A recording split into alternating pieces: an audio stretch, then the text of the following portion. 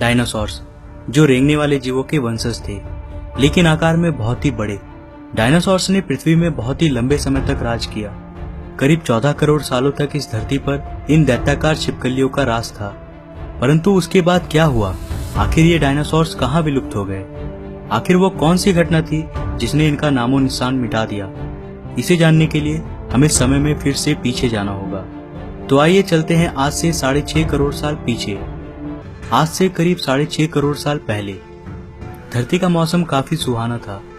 चारों तरफ पेड़ पौधे, सूरज की धूप, समुद्र से आती ठंडी ठंडी हवाएं और ये डायनासोर। परंतु यहाँ डायनासोर के अलावा एक और प्रजाति भी था जो आकार में बहुत ही छोटा था और ये आज के चूहे जैसा दिखता था। असल मायनों में यही हमारे प्राचीन पूर्वज थे और आगे चलकर हम इन्हीं से विकसित होने वाले थे।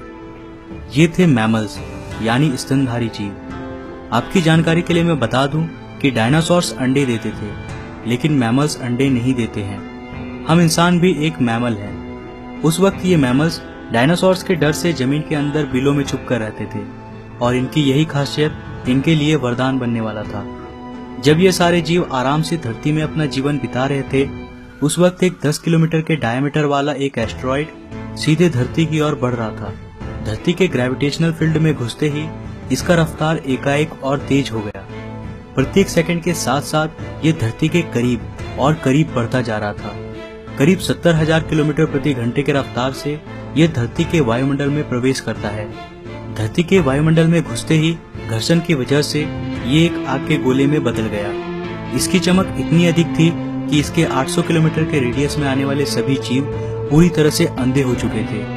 ये जीव इसे देख नहीं पा रहे थे, लेकिन वो इसे महसूस कर सकते थे। एस्टेरॉइड जमीन से टकराता है और एक बहुत ही भयंकर विस्फोट होता है।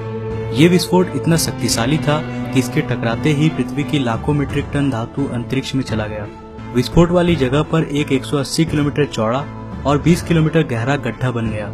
इस गड्ढे का सारा मैटर आसमान में धूल के एक बड़े बादल का निर्माण किया। इतने बड़े टक्कर की वजह से भूकंप की तरंगे धरती के क्रस्ट में कई किलोमीटर दूर तक चली गई। इस वजह से समुद्र में विशालकाय लहरों का निर्माण हुआ और एक के बाद एक सुनामी की लहरें चारों तरफ बढ़ने लगी। धरती के महाविनाश की प्रक्रिया का आरंभ हो चुका था। इस विस्फोट में रेडिएशन की मात्रा इतनी बढ़ गई कि इसके 800 किलोमीटर के दायरे में आने वाले सभी जीव जलकर पूरी तरह से राख बन गए। पादपों के अंदर मौजूद सारा जल इस गर्मी के कारण भाप में बदल गया। इस महाविनाश में उड़ने वाले जीव इन जमीनी खतरों से बच गए थे, लेकिन ये तो बस महाप्रलय की शुरुआत थी। विस्फोट की वजह से जो लाखों मीट्रिक टन धूल और पत्थर अंतरिक्ष में गया था, ठीक 40 मिनट बाद वो आग के गोले के रूप में धरती पर बरसने लगे। साथ ही धूल का एक बहुत बड़ा तूफान 20,000 किलोमीटर प्रति घंटे की रफ्तार से मौत लेकर आ रहा था। ये धूल के बादल कई किलोमीटर मोटे थे, जिसकी वजह से धरती पर सूरज की रोशनी का पहुंच पाना असंभव हो गया था। कई सालों तक धरती पर सूरज की रोशनी पहुंच ही नहीं पाई और इसके परिणाम स्वरूप धरती पर पेड़ पौधों की लगभग सारी आबादी खत्म हो गई थी। इस बादल ने धरती को चारों तरफ से ढक लिया था। विस्फोट के 90 मिनट्स बाद धरती का तापमान 150 डिग्री सेल्सियस तक चला गया। इसकी वजह से जो डायनासोर विस्फोट के इलाकों से बहुत दूर थे, वे भी इस गर्मी से बच नहीं पाए। इस महाप्रलय में धरती के कुल 75% आबादी पूरी तरह से साफ हो गई थी, लेकिन यह महाप्रलय किसी के लिए फायदेमंद साबित होने वाला था। डायनासोर का अंत एक नए प्रजाति के लिए सुनहरा अवसर था। मैमल्स, इन्होंने खुद को इस महाविनाश से बचा लिया था। अत्यंत गर्मी से बचने के लिए ये जमीन के अंदर रहने लगी और जिंदा रहने के लिए इसने सब कुछ खाना शुरू कर दिया। इन डायनासोर्स के अवशेष आगे चलकर हमें भविष्य में मिलने वाला था, जिससे आज हम इनके अस्तित्व का अनुमान लगा सकते हैं। महाप्रलय के कुछ लाख साल बाद अब धरती पूरी तरह डायनासोर से मुक्त हो चुकी थी और धरती पर एक नई शुरुआत की प्रक्रिया चल रही थी। इस नई दुनिया में हमारे प्राचीन पूर्वज समय के साथ साथ विकसित हो रहे थे। अब ये आकार में पहले से काफी बड़े हो चुके थे, परंतु ये अब भी दिखने में हमारी तरह बिल्कुल नहीं लग रहे थे, क्योंकि इसे आगे चलकर कई अन्य प्रजातियों में विकसित होना था। आज से करीब 4.7 करोड़ साल पहले अब धरती का वातावरण लगभग पूरी तरह से आज के समान बन चुका था। इस वक्त धरती का तापमान 24 डिग्री सेल्सियस था और धरती का एक दिन करीब 24 घंटों का होता था। इस वक्त धरती के सारे महाद्वीप लगभग पूरी तरह जानी पहचानी थी। केवल एक नए भूभाग की रचना बाकी रह गई थी। धरती के टेक्टोनिक प्लेट्स में एक बार फिर से हलचल हुई, जो धरती के दो बड़े बड़े द्वीपों को एक दूसरे के पास ले जा रही थी। ये वही भूभाग है जहां आज इस वीडियो को देखने वाले अधिकतर लोग रहते हैं। ये है इंडिया, जो एशिया महाद्वीप की ओर तेजी से बढ़ रहा था। इन दोनों द्वीपों के आपस में टकराने की वजह से एक नए भू श्रृंखला का निर्माण हुआ, एक नई पर्वत श्रृंखला, हिमालय।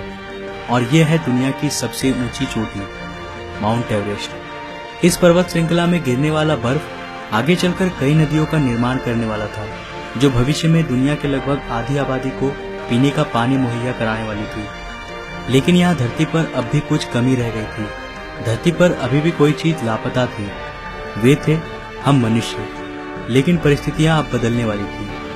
आज से 40 लाख साल पहले अफ्रीका के पूर्वी इलाके में एक नए पर्वत श्रृंखला का निर्माण हुआ, ईस्ट अफ्रीकन रिफ्ट वैली। ये पर्वत यहाँ आने वाले मानसूनी हवाओं के लिए एक अवरोध बन गई थी और इस वजह से यहाँ के जंगलों में बारिश आनी बंद हो गई। यहीं इसी जंगल में रहते थे एप्स। ये पेड़ के ऊपर रहते थे जहाँ उनको खाने की कोई कमी नहीं थी। इस वजह से ये हमेशा पेड़ों पर ही रहते थे। लेकिन अब यहाँ समय के साथ साथ सूखा पड़ने लगा। बिना बारिश के जंगल पूरी तरह साफ हो गए और इन एप्स के लिए खाने की समस्या उत्पन्न हो गई। खाने की तलाश में इन्होंने पेड़ों से उतरने का निर्णय लिया। यह है एडिपिथेकस रेमिडस। ये हमारे पूर्वज थे जिन्होंने एक बहुत बड़ा निर्णय लिया था। इनका दिमाग एक संतरे जितना बड़ा था और आकार में ये महज 4 फीट लंबे होते थे। कई हजार सालों के विकास क्रम के बाद हमारे पूर्वज अब 2 पैरों पर चलने लगे। इससे ऊर्जा कम खर्च होती थी और ये चलते हुए भी खा सकते थे। अब इनका दिमाग भी तेजी से बढ़ रहा था। ये धीरे धीरे होशियार बन रहे थे। समय के साथ साथ विकास की प्रक्रिया चलती रही। हमारे पूर्वज धीरे धीरे विकसित होने लगे और इनका दिमाग भी धीरे धीरे बड़ा होने लगा। समय के साथ साथ इन्होंने पत्थरों से हथियार बनाना सीख लिया। अब शिकार करना काफी आसान हो गया था। समय के बीतने के साथ साथ हमारे पूर्वजों ने आग को काबू करना सीख लिया। आग की खोज हमारे पूर्वजों के लिए सबसे बड़ी खोज थी। ये उन्हें गर्मी, रोशनी और अंधेरों में सुरक्षा देती थी और इसी वजह से अब परिवार भी बनने लगे। हमारे पूर्वज अब साथ साथ रहने लगे। इससे वे सुरक्षित रहते थे। आग में पका मांस को चबाने में कम ऊर्जा खर्च होती थी और इसी वजह से ये ऊर्जा अब इनके दिमाग में खर्च होने लगी। हमारे पूर्वजों का दिमाग अब काफी बड़ा हो चुका था। ये थे होमो इरेक्टस, हमारे पूर्वज जो अन्य जानवरों से ज्यादा होशियार थे और मिलजुल कर रहने वाले पहले जीव थे। इन्होंने अपने संदेश को दूसरों तक पहुंचाने के लिए अलग अलग आवाजें निकालनी शुरू की। इससे हमारे पूर्वजों ने भाषा का निर्माण किया, जिसके जरिए हम बातचीत कर सकते थे और ये हमारी सबसे बड़ी उपलब्धि थी। यही वो आखिरी विकास क्रम था जिसके बाद विकसित होकर हम बने। आज से करीब 2 लाख साल पहले कई सालों के विकास क्रम के बाद हमारा अस्तित्व शुरू हुआ। हम होमो सेपियंस यानी बुद्धिमान जीव। हमारे पास धरती के सारे जानवरों की तुलना में सबसे बड़ा दिमाग था। हमारे पास औजार थे, भाषा थी और सबसे बड़ी चीज हमारे पास दिमाग था। आज से करीब कुछ सेकंड पहले हमने और आपने साथ में मिलकर 4.5 अरब साल के सफर को तय किया। अब हम वापस घर आ चुके हैं। यह है हमारी दुनिया, हमारा समय। आज हम काफी विकसित और आधुनिक बन चुके हैं। आज हम अपने आसपास घटने वाली घटनाओं को पूरी तरह समझ सकते हैं। हम जानते हैं कि ये समुद्र कहाँ से आए। हम आज ये भी जानते हैं कि यह जमीन जहाँ हम खड़े हैं उसका निर्माण कैसे हुआ और आखिर में धरती में जीवन कहाँ से आया था। लेकिन हमारा सफर अभी भी खत्म नहीं हुआ है। हमें अभी और भी आगे जाना है। हमें इस संसार को और अच्छे से समझना बाकी है। तो आज के लिए बस इतना ही। अगर आपको ये वीडियो पसंद आया तो इसे लाइक जरूर करें और नीचे कमेंट में बताएं कि आपको ये सफर कैसा लगा। अगर आप नए हैं इस चैनल पे तो चैनल को सब्सक्राइब करने के साथ साथ नोटिफिकेशन बेल को भी ऑन कर ले। मैं मिलता हूँ फिर से एक नया इंटरेस्टिंग वीडियो के साथ। तब तक के लिए बाय।